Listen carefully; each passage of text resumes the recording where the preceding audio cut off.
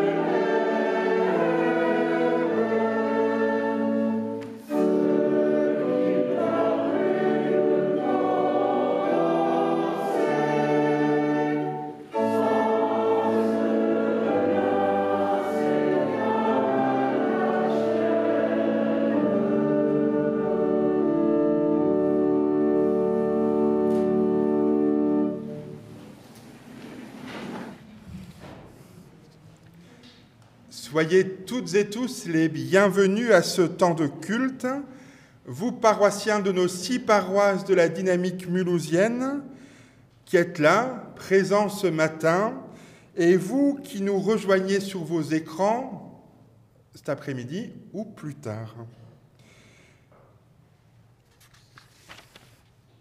S'il est possible pour vous, si vous le souhaitez, vous êtes invités à échanger entre vous un regard, une salutation, un sourire. Malgré la distanciation physique, nous sommes fraternellement proches. Même sous les masques, les sourires se voient. Avec cette attention, il est bon que tu sois là et je m'en réjouis. Il est bon que tu sois là et je m'en réjouis. Ce matin, nous sommes particulièrement dans la joie d'accueillir Madame le professeur Elisabeth Gangloff-Parmentier, professeure de théologie pratique à la faculté de théologie protestante de Genève, dont elle est vice-doyenne, après de longues années d'enseignement à la faculté de théologie protestante de Strasbourg. Certains la connaissent de ce cadre-là. Elisabeth Parmentier est l'auteur de plusieurs travaux, on pourrait même dire l'autrice de plusieurs travaux consacrés aux femmes dans la Bible et à la théologie féministe, sur la théologie pratique dans la prédication et sur l'œcuménisme, certains aspects de ses champs de recherche.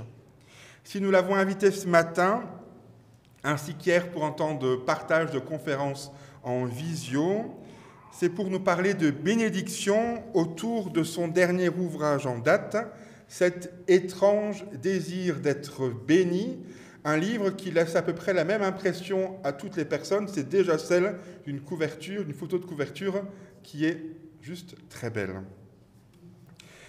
Elle nous a fait la joie d'accepter notre invitation et d'assurer ce matin la prédication. Merci à elle. Ce matin, nous avons donc différentes gratitudes. Nos sources de gratitude sont nombreuses. C'est pourquoi je vous invite à la louange. Seigneur, nous te louons et nous te bénissons pour ta parole dans nos silences, pour ta fidélité dans nos errances, pour ta lumière dans nos obscurités, pour ta foi dans notre incrédulité. Nous te louons et nous te bénissons pour ta source dans nos déserts, pour ta vie dans nos cimetières, pour ta présence dans nos exils, pour ton souffle sur notre argile. Nous te louons et nous te bénissons pour ton feu dans nos nuits, pour ta paix dans nos conflits, pour ton Fils dans nos malheurs, pour ta guérison dans nos peurs. Nous te louons et nous te bénissons pour ta victoire sur nos inquiétudes, pour ton pain dans notre solitude, pour ton évangile sur notre blessure, pour ta résurrection dans nos fractures. Amen. Et je vous invite à chanter la première strophe de « Il est une fois ancienne ».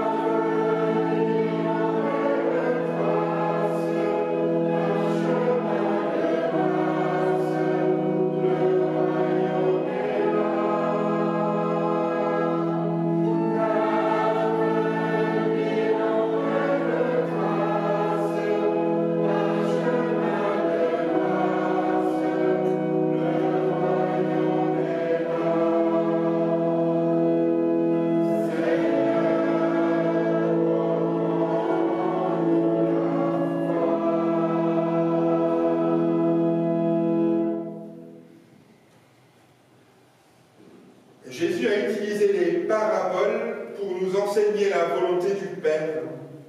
Il a utilisé des verbes d'action pour nous envoyer vivre en vérité dans son amour. Il nous a laissé son souffle de vie qui nous fortifie. À travers lui, nous connaissons les commandements. Aujourd'hui encore, le Seigneur nous les résume dans cet appel ce matin dans l'évangile de Matthieu au chapitre 5, versets 43 à 48. Vous avez entendu qu'il a été dit, tu aimeras ton prochain et tu détesteras ton ennemi. Mais moi je vous dis, aimez vos ennemis et priez pour ceux qui vous persécutent. Alors vous serez fils de votre Père qui est dans les cieux, car il fait lever son soleil sur les mauvais et sur les bons. Il fait pleuvoir sur les justes et les injustes. En effet, si vous aimez ceux qui vous aiment, quelle récompense aurez-vous? Les collecteurs de taxes eux-mêmes n'en font-ils pas autant? Et si vous ne saluez pas vos frères, que faites-vous d'extraordinaire? Les non-juifs eux-mêmes n'en font-ils pas autant? Vous serez donc parfaits comme votre Père céleste est parfait. Merci Seigneur pour ce chemin de vie, juste, exigeant et bon. Amen. Je vous invite à chanter la deuxième strophe de « Il est une fois ancienne ».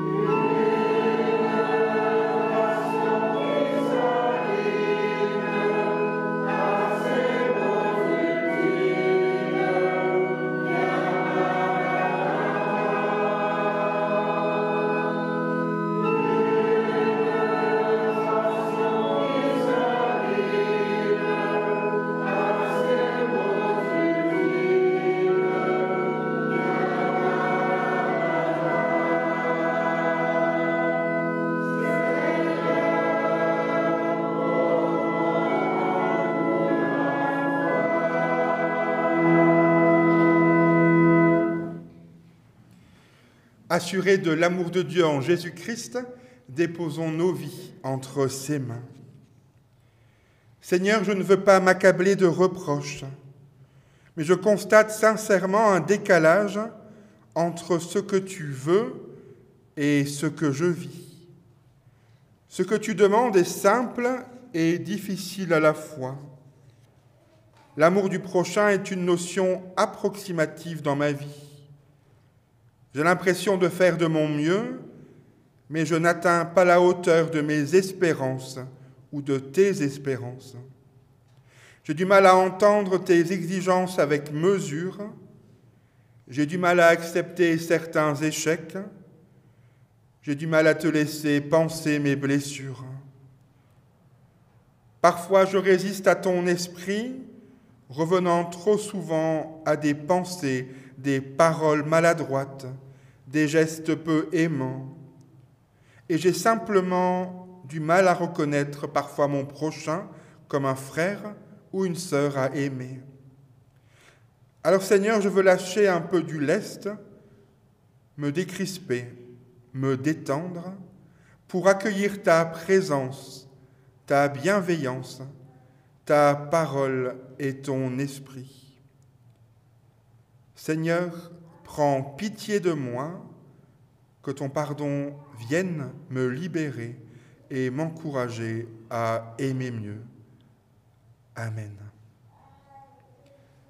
Je vous invite à chanter la prochaine strophe.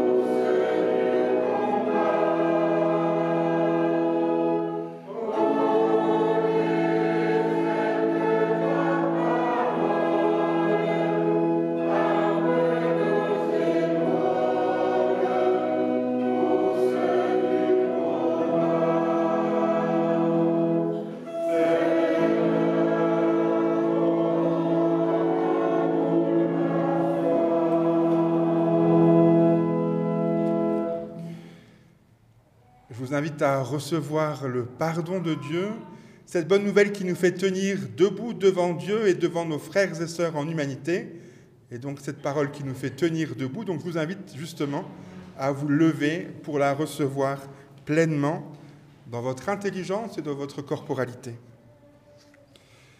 Béni sois-tu, Esprit, de chuchoter à tout être humain qu'il est le bien-aimé de Dieu.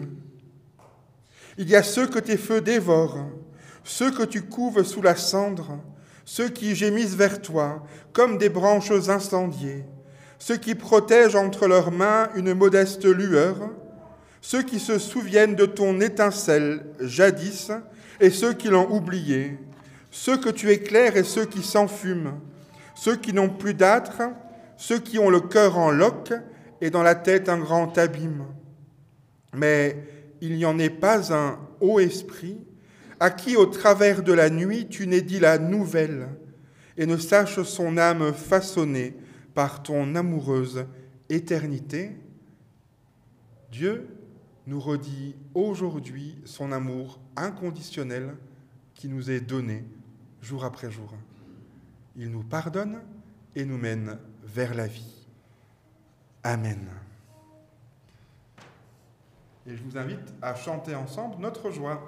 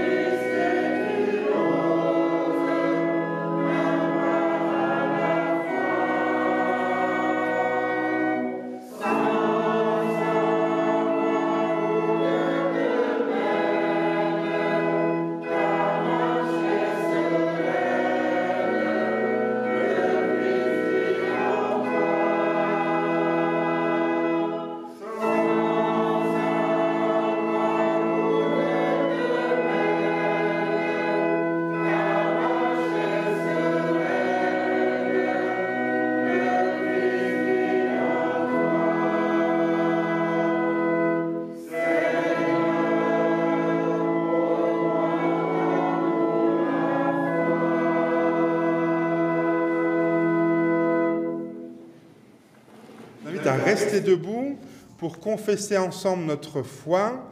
Et ce matin, en guise de confession de foi, je vous invite à chanter ensemble notre espérance commune qui a jailli du tombeau au matin de Pâques avec ce chant « Mon Rédempteur est vivant ». Je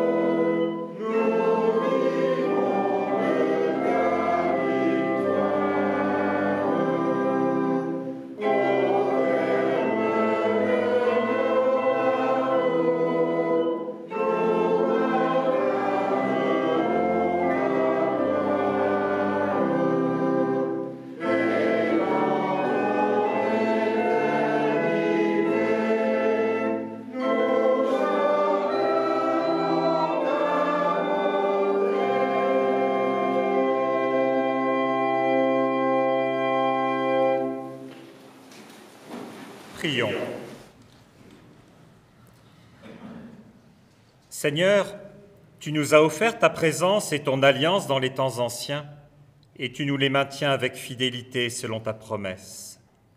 Ouvre nos cœurs et éclaire nos intelligences de ton Esprit Saint, pour que le témoignage de ceux qui nous ont précédés sur les chemins de la foi guide nos vies et nous rapproche de toi.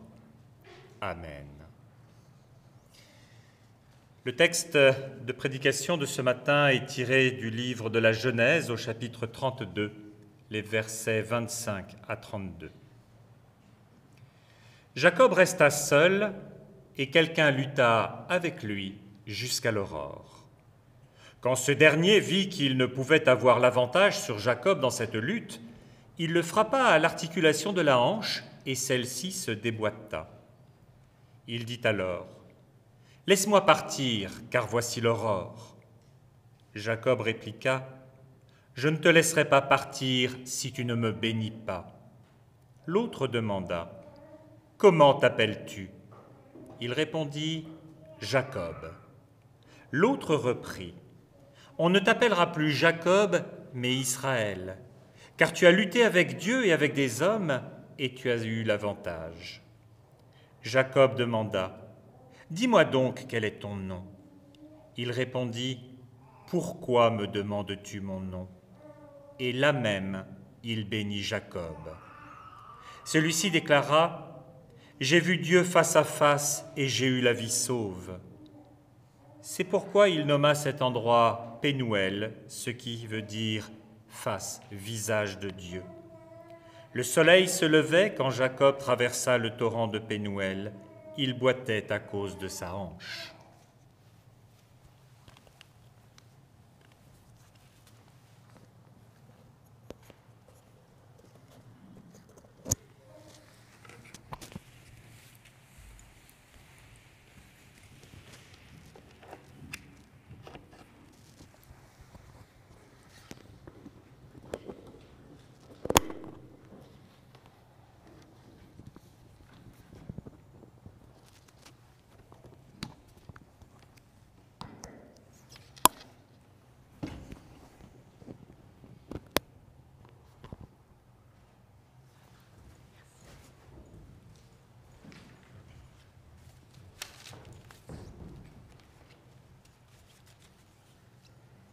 Chers frères et sœurs en Christ, chers amis, c'est une joie pour moi de venir partager avec vous ce culte dans cette belle dynamique paroissiale de plusieurs lieux. Et c'est vraiment particulier de ressentir cette atmosphère de joie communiquée. Et aujourd'hui, justement, c'est le dimanche jubilate, jubilé, selon le titre que la tradition ancienne a donné au dimanche après Pâques. Alors j'ai effectivement travaillé longtemps sur le sujet de la bénédiction qui était tout nouveau pour moi, parce que je restais devant cette énigme, qu'est-ce qui nous est donné quand nous sommes bénis ? Et en particulier en monde réformé où nous avons gardé la bénédiction juste pour la fin du culte, le dernier moment avant de ressortir, ou bien pour les cultes particuliers qui concernent des situations de vie ou des responsabilités, comme la confirmation, ou bien le mariage, ou l'ordination, la reconnaissance des ministères des pasteurs ou des prédicateurs et prédicatrices. Alors, au fond, qu'est-ce que nous recevons ? Et c'est trop facile et trop rapide de dire « nous recevons la force, nous sommes réconfortés, nous sommes fortifiés ». Oui, tout à fait, mais qu'est-ce que c'est exactement cette force ? Et c'est un sourire de l'Esprit Saint qu'après avoir fait tout un livre là-dessus, j'ai encore découvert quelque chose à quoi je n'avais pas vraiment prêté attention et ça m'est arrivé en prêchant justement. Dimanche dernier, j'ai déjà fait une prédication sur un texte que je connaissais moins bien et aujourd'hui encore, pour préparer pour aujourd'hui, le même point m'est revenu, et je me suis dit mais c'est extraordinaire comment l'Esprit Saint nous guide quelquefois par des réalités, et c'est en prêchant que je vois mieux qu'en travaillant en tant que théologienne. Donc c'est une belle leçon pour la recherche. Mais je voudrais donc revenir à la raison pour laquelle j'ai choisi le combat de Jacob. Parce que si je me pose la question, si la bénédiction nous est utile et si elle nous apporte quelque chose, comme par exemple la force, ce texte nous renverse tout. Parce que Jacob, à la fin, il n'est pas fort et il est même blessé. Et il va rencontrer son frère qui pourrait le mettre en danger, il pourrait même vouloir, au fond, se venger de ce qu'il lui a fait. Alors, ce n'est pas vraiment le texte pour dire la force. Et pourtant, il y a là quelque chose de significatif pour la bénédiction, dont je suis convaincue, c'est que la bénédiction approfondit notre vulnérabilité et donc aussi nos capacités humaines.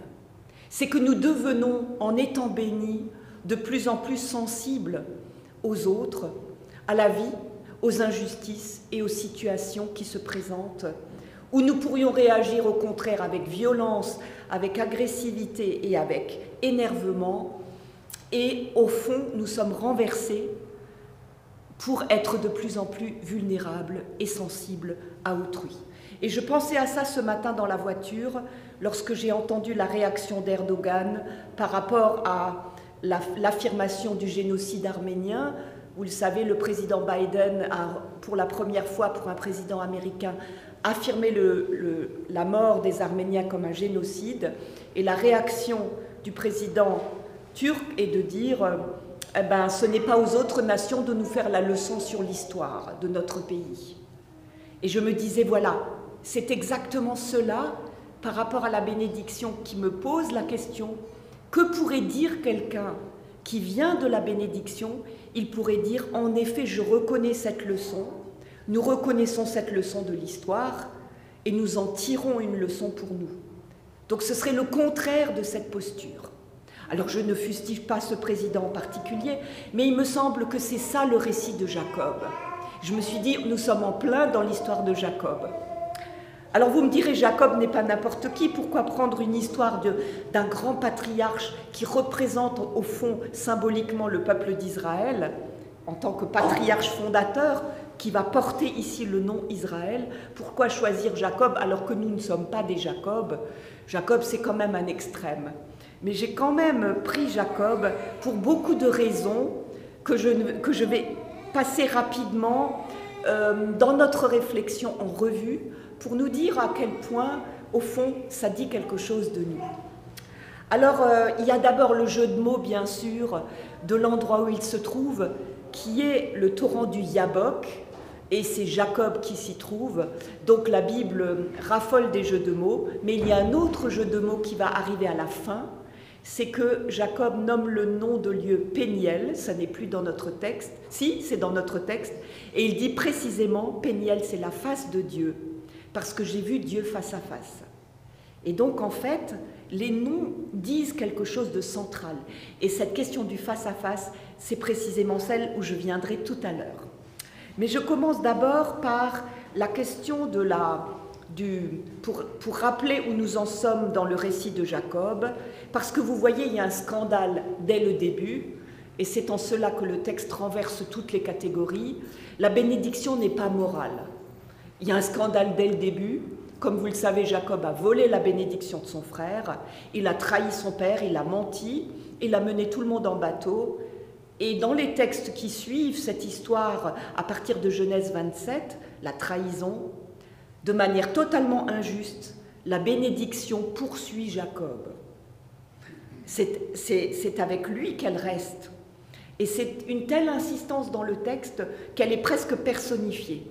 En fait, la bénédiction est avec Jacob et elle est notamment manifestée par des anges qui le suivent et qui le retrouvent à différents moments du récit.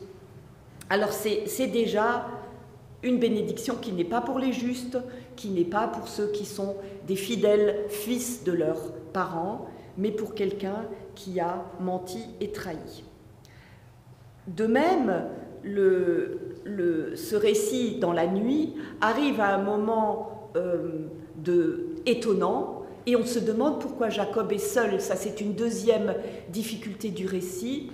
Jacob veut revenir dans sa terre et il sait qu'il doit rencontrer son frère et maintenant commence à le tourmenter la question, est-ce que je vais rester en vie? Est-ce que mon frère va se venger? Est-ce qu'il va me faire du mal? Quel chemin il aura fait parce que 20 ans se sont écoulés? Et donc on se trouve à une charnière. Que s'est-il passé avec Ésaü dans ces 20 dernières années? Que s'est-il passé avec Jacob? Nous le savons. Nous savons qu'il a appris par la vie que la bénédiction ne lui a pas donné des choses extraordinairement prospères. Il a dû travailler dur, il a dû obéir à son beau-père, il a dû mettre de l'eau dans son vin, comme nous disons. Il a des soucis avec ses 2 épouses et il a beaucoup d'enfants avec lesquels il aura encore bien des soucis après. Et donc nous pouvons nous dire, Jacob finalement au début de l'histoire, il est paradoxalement seul. Que lui a apporté cette bénédiction? Certes, il est riche, il a des troupeaux, il a des épouses et des enfants, mais au fond de lui-même, il est resté celui qu'il était, certainement dans la crainte de ne pas avoir ce qu'il lui faut, qui lui avait fait trahir son père, et maintenant dans la crainte peut-être d'être mortellement blessé, ou en tout cas qu'il y ait une agression de son frère. Et donc on voit bien déjà ici comment est renversée une deuxième idée toute faite de la bénédiction, que c'est la prospérité. Donc ce n'est ni la justice pour les justes, ni la prospérité comme ça d'office, même quand c'est la promesse au patriarche. On voit que l'histoire prend son temps et que c'est plutôt une histoire de fécondité que de grande réussite. Alors je me pose la question, je m'arrête un peu ici avec Jacob au bord de la nuit, et je pose la question de ce qui nous arrive lorsque nous sortons du culte, puisque c'est le moment où nous attendons la bénédiction et où nous la recevons. Nous sortons, en quelque sorte c'est le seuil, comme Jacob au Yabok, sur le seuil, nous allons ressortir vers la vie ordinaire. Et si ici c'est chaleureux, si nous chantons et nous sommes heureux d'être ensemble, nous ne savons pas ce qui nous attend, ou parfois nous ne le savons que trop bien, les difficultés de la vie, et pour cela nous avons besoin et nous espérons la bénédiction, avec ce que nous sommes, comme l'a dit Jean-Sébastien tout à l'heure, avec ce que nous sommes, nos faiblesses, nos peurs, nos fragilités, et néanmoins nous allons repartir avec cette bénédiction. Qu'est-ce qu'elle peut nous apporter? Voilà, donc je pose cette question en parallèle avec Jacob qui se tient à ce torrent, face au lendemain inconnu, il se tient dans la nuit. Alors, précisément, nous voyons que quelqu'un vient, dit le texte que nous avons entendu dans la traduction tout à l'heure courante, français courant, quelqu'un vient et lutte avec lui. Et au fond, nous pouvons ici quitter Jacob et nous dire qu'il y a une symbolique du récit, bien sûr, tout le monde le sent bien, il y a une symbolique du récit qui nous concerne tout autant. Quelqu'un vient, je rencontre autrui dans le monde où je suis, lorsque je ressors de l'église, je vais rencontrer autrui et je ne sais pas ce qui m'attend. Ça peut être quelqu'un qui m'agresse verbalement ou qui m'énerve ou que moi je n'arrive pas à supporter, toutes ces situations où nous sommes en difficulté. Et c'est pourquoi j'aime bien l'ambiguïté du texte. On ne sait pas si c'est Dieu, diable, mauvais esprit ou un être humain qui lutte avec lui, quelqu'un. Alors, vous allez me dire pourquoi y a-t-il cette image? Et vous aurez tout à l'heure l'explication pourquoi j'ai choisi et demandé qu'il y ait cette image de Rembrandt de la lutte de Jacob. En fait, lorsque je sors et que je vais vraiment vers autrui, je ne sais pas ce qui m'attend et je ne suis pas forte d'une bénédiction qui va me rendre invincible et qui va me donner toutes les forces et tous les pouvoirs. Donc nous sommes aux antipodes. Et ici, dans le récit, nous sommes dans la situation centrale de notre vie, bien souvent, l'angoisse, la peur, l'incertitude. Nous avons vécu plus d'une année dans l'incertitude, l'angoisse et la peur, et nous en savons quelque chose.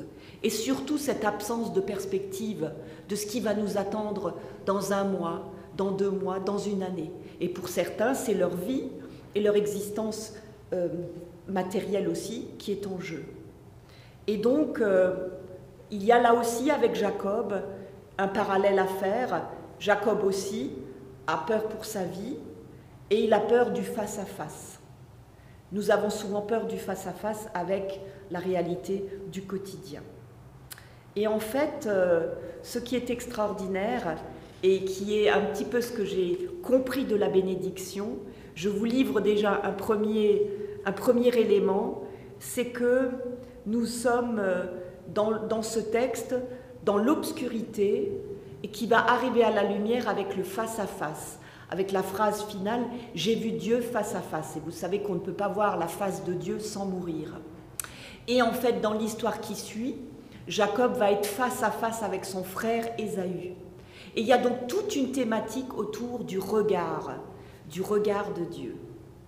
Et je vous le donne en attente, en quelque sorte, de la suite, dans la mesure où le face-à-face, c'est aussi ce que nous recevons à la bénédiction finale du culte, lorsque nous demandons que Dieu tourne sa face vers nous. Jamais je n'ai fait attention vraiment à cette formule, que Dieu tourne sa face vers nous. C'est ça que nous demandons dans la bénédiction. Et c'est vraiment une découverte pour moi, dans ce texte et dans le texte que j'ai prêché la semaine dernière, qui portait sur la malédiction, c'est le fait que ce qui change dans la bénédiction, ce n'est pas une force extraordinaire, ce n'est pas un surnaturel, mais c'est le fait que c'est Dieu qui nous regarde de son regard. Alors j'interromps cela et je reviens à cet être qui lutte avec Jacob. Comment puis-je dire que c'est Dieu qui nous fait face alors qu'il y a là un combat avec un puissant adversaire, plus puissant que Jacob? Au moins dans les débuts, il lutte fortement, le verbe est clair, et il lutte avec lui comme nous luttons avec des adversaires dans des tas de crises de notre vie, adversaires connus ou inconnus, nous luttons et nous ne savons pas quelle sera l'issue. Alors, il y a quand même une phrase qui est significative, je la rappelle, un homme, ou comme dans la traduction de tout à l'heure, quelqu'un se roula avec lui dans la poussière jusqu'au lever de l'aurore. Il vit qu'il ne pouvait l'emporter sur lui. Il heurta Jacob à la courbe du fémur qui se déboîta alors qu'il roulait avec lui dans la poussière. Donc, il y a quelqu'un qui se roule avec lui dans la poussière. Et quand j'ai travaillé ce texte, je me suis dit, comment se fait-il que cet être supérieur se roule dans la poussière avec cet homme? Parce que c'est ça le verbe en hébreu, se rouler dans la poussière. Et il m'est venu à l'idée que c'était bien peut-être aussi une autre manière de parler que simplement de lutter contre, comme une agression, mais que précisément se rouler avec l'autre, ça peut être aussi le tenir fermement, comme pour l'aider dans son combat de vie. Alors je vais peut-être un peu loin dans le texte, mais c'est significatif qu'il y ait 2 fois ce côté se rouler avec lui dans la poussière. Et la poussière, c'est la matière de la création humaine. Alors, celui qui roule avec nous dans la poussière et qui nous aide à nous rouler dans la poussière ou qui lutte avec nous dans la poussière, c'est quelqu'un qui est comme nous, dans l'humanité, qui se confronte avec nous aux questions de l'humanité, aux réalités humaines. Et vous voyez pourquoi j'insiste là-dessus? Parce que ça peut être un ange, comme ça peut être un autre être humain. C'est-à-dire que vous pouvez lire ce récit à 2 niveaux.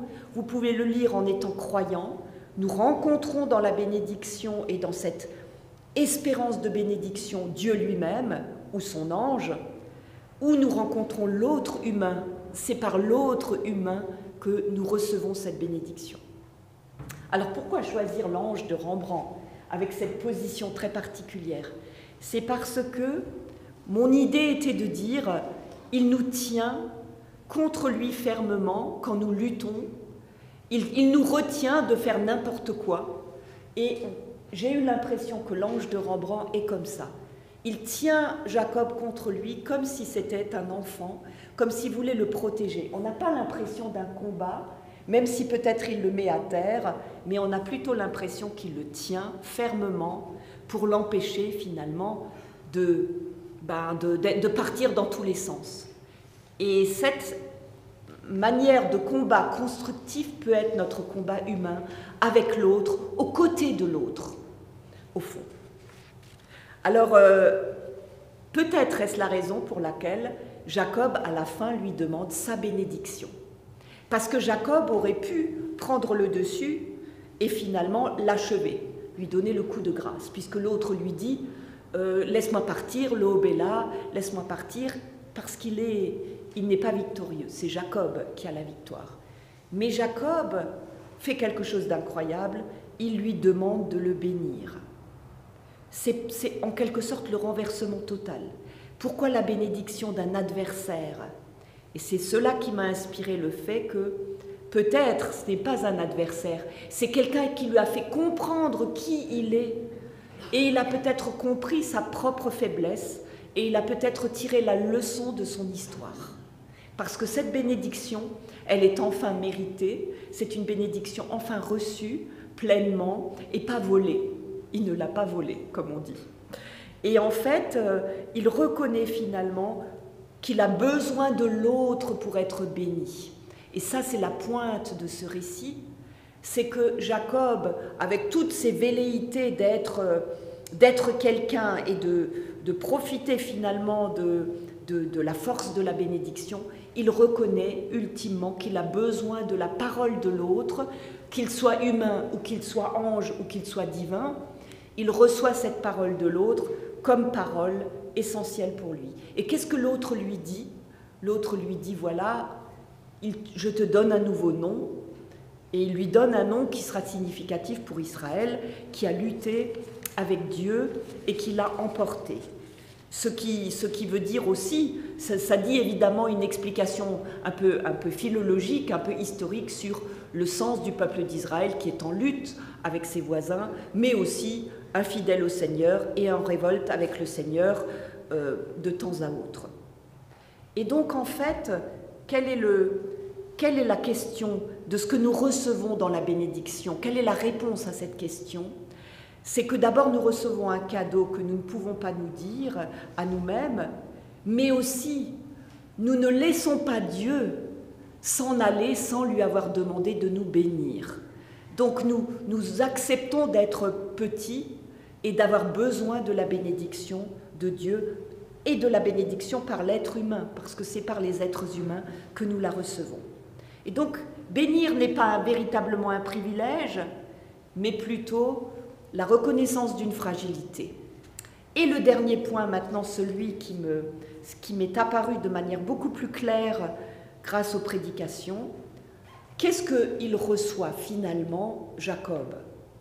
Pas quelque chose de surnaturel, mais quelque chose que nous pouvons tous recevoir. C'est-à-dire, il voit sa propre vie avec le regard de Dieu. Il reçoit ce regard de Dieu sur lui. Un regard qui ne le tue pas, un regard qui ne l'achève pas, un regard qui ne le met pas à terre, malgré toutes ses fautes et ses erreurs, mais un regard qui lui donne une responsabilité. Et ça me paraît extraordinaire.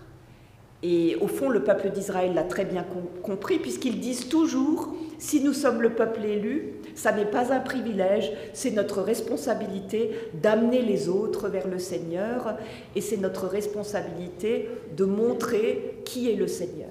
Donc ça, c'est d'abord une responsabilité. Mais nous laisser regarder par le regard de Dieu, ça n'est pas facile. Et en échange, et c'est là que c'est intéressant, lorsque nous ressortons, nous qui avons reçu ce regard de Dieu sur nous, regard d'amour et d'acceptation malgré ce que nous sommes, nous pouvons nous aussi regarder les autres avec ce regard, c'est-à-dire transformer notre regard sur les autres et sur les situations. Et j'en arrive à ma proposition de départ par rapport à l'exemple que j'ai pris de la reconnaissance du génocide arménien, c'est-à-dire ce qui vaut pour un pays peut valoir pour une personne, reconnaître les erreurs qu'on a faites dans le passé, les assumer et dire oui, j'ai compris cette leçon et maintenant je regarde autrement les autres et je regarde autrement l'avenir. Voyez comment le monde serait transformé et comment nous-mêmes serions transformés au-delà de la peur d'avoir perdu des privilèges ou d'avoir perdu quelque chose. C'est que Dieu nous rencontre au travers du visage des autres humains, mais que nous pouvons les regarder à travers le regard de Dieu. Et pour moi, c'est un changement dans ma perception même de la bénédiction de la fin du culte où nous demandons que Dieu tourne sa face vers nous, que je puisse me dire, je suis regardée par la face de Dieu et je regarde moi aussi, je reflète vers autrui ce que j'ai reçu.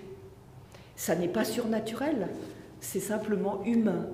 Et la tâche, c'est véritablement l'humanité. Amen.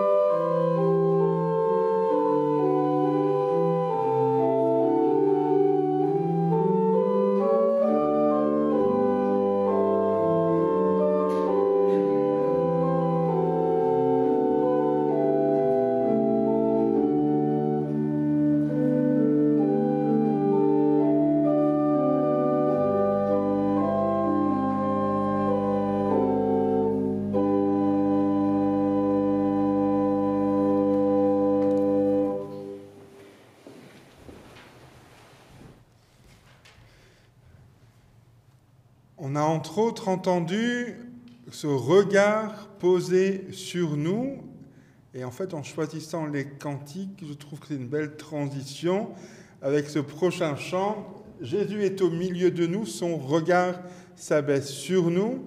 Je vous invite à chanter ensemble ce regard de Dieu posé sur nous avec ce prochain chant.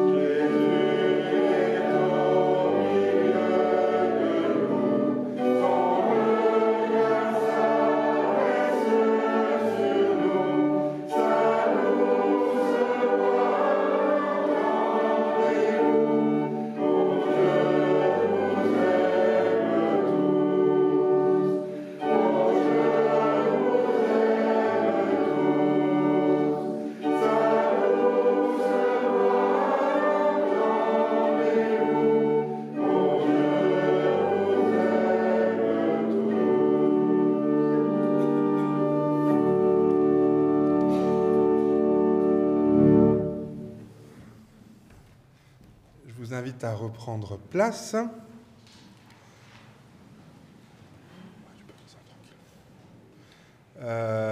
Quelques annonces pour cette semaine qui s'ouvre. Dimanche prochain, culte dans nos différents lieux selon les us et coutumes habituels et selon le ralliement qui devrait pas tarder à arriver. De mémoire, culte 10h15 Saint-Jean. Je ne trouve plus Michel. Ah oui, 10h15 Saint-Jean. 9h30 Saint-Martin dimanche prochain. Oui. 10h culte commun d'Ornac Terre Nouvelle à Terre Nouvelle et 10h culte commun Ilzac Saint-Marc avec un baptême à Saint-Marc. À Ilzac, ok. Ok. Et installation du nouveau conseil paroissial, à Terre Nouvelle. Prochain culte commun, il y en a 2 pour le Prix d'Ain en ce mois de mai. Le premier culte commun, la dynamique, c'est le jeudi de l'Ascension, le jeudi 13 mai à 13, on est d'accord, je crois, à 10h, merci, à 10h au temple de Dornac, et l'autre culte commun de fin du mois au mois de mai, c'est le culte de confirmation à 10h à Saint-Jean. C'est ça? Oui. Voilà, donc 2 cultes communs pour le Prix d'Ain en ce mois de mai. Pour les autres informations de la vie paroissiale, vous avez les supports de communication habituels. Est-ce qu'il y a d'autres informations à partager pour nos vies communautaires? Godly Play au mois de mai? Non? On attend les guides gouvernementales. Voilà, ça, je pense que cette année nous aura appris une chose, c'est l'attente et la résilience. Ça, c'est clair. Et l'adaptabilité, on est d'accord. En tout cas, vous serez au courant de ce qui se passe. Merci à chacune et chacun pour ce temps ce matin. Merci à Patrick Mosso pour l'accompagnement musical de ce matin. Merci au pasteur Jean-Mathieu Tallinger pour la technique. Merci. Et Solène, j'allais dire, mais c'était prévu, hein, t'inquiète pas. Hein. Voilà. Merci au pasteur Michel Cordier pour l'illumination et les lectures. Merci par anticipation au pasteur Céline Sauvage pour l'intercession de notre Père. Et merci profondément à Elisabeth Parmentier pour avoir pris ce week-end et hier après-midi et ce matin avec nous. Une des manières de dire merci, c'est le dire par la parole. On peut aussi le dire en applaudissant. C'est aussi une manière de dire merci. Donc, ouais. Et une autre manière, c'est d'ajouter encore un geste.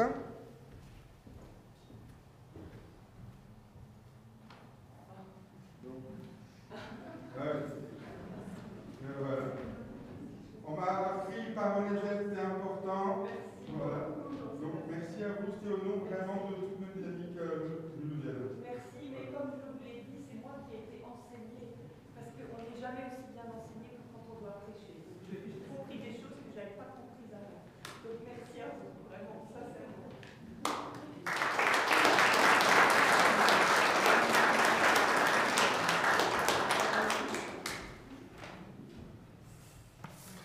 Je vous rappelle ce livre, Cet étrange désir d'être béni. Je sais que certains ont déjà prévu de le commander dans les bonnes librairies de Mulhouse et d'alentour. Cet étrange désir d'être béni, paru en septembre de mémoire, paru vers la fin 2020 aux éditions Labor et Fides. Je vous invite à la prière.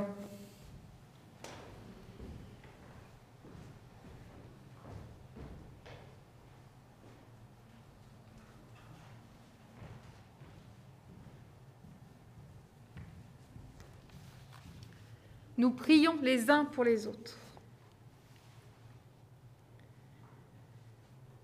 Seigneur notre Dieu, nous te prions de nous délivrer de nos crispations qui nous empêchent de discerner la présence du crucifié et ressuscité, d'entendre ses appels, de vivre avec lui une vie nouvelle.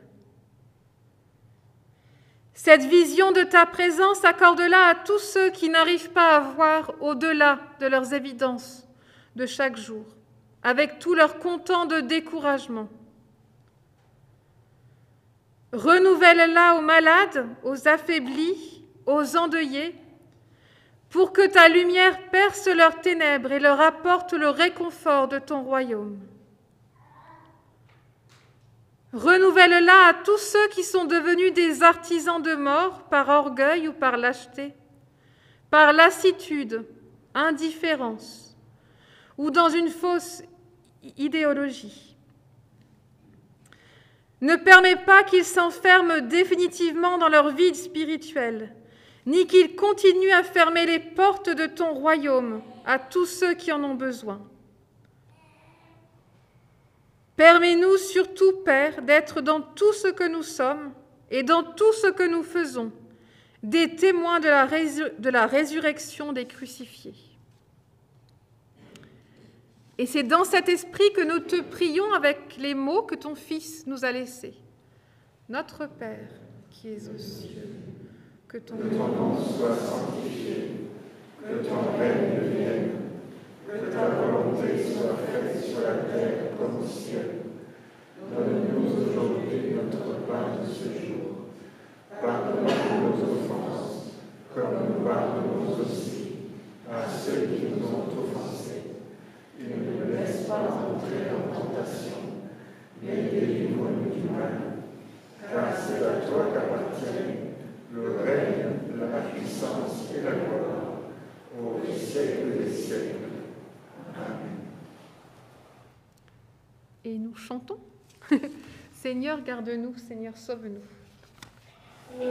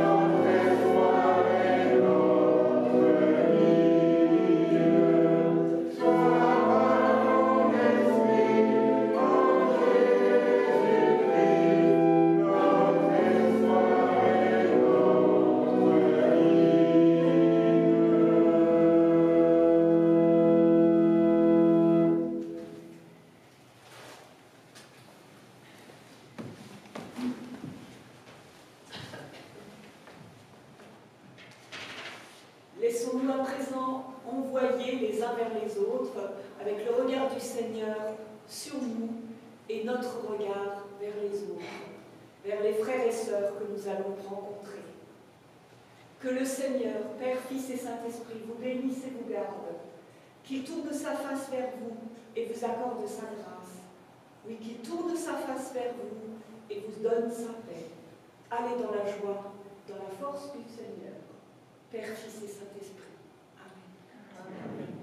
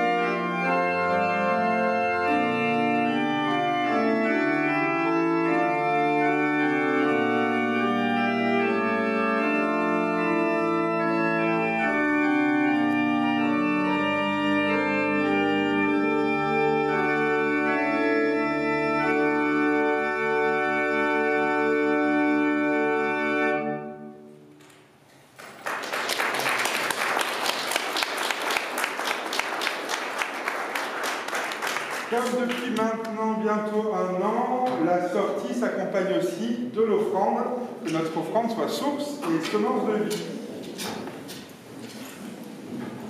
Merci à vous, vraiment.